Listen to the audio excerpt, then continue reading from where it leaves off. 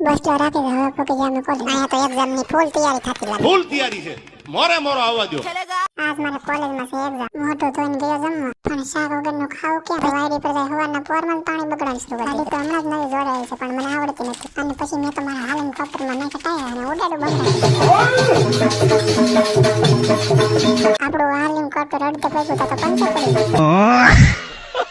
2 કલાકમાં તો આપણું હાલિંગ કટર અડધો કિલોમીટર કાપી અહીં પૈગો તો ફાઈબાની ગાડી લઈને પહોંચી ગયેલો હવે બને એની ધૂમ એટલી કરીને તો હવે ધૂમ ફિલ્મ જોવાનું મન નહીં થાય એટલે બધા સારે બાજુ કેહુડા જઈને એક ગીત યાદ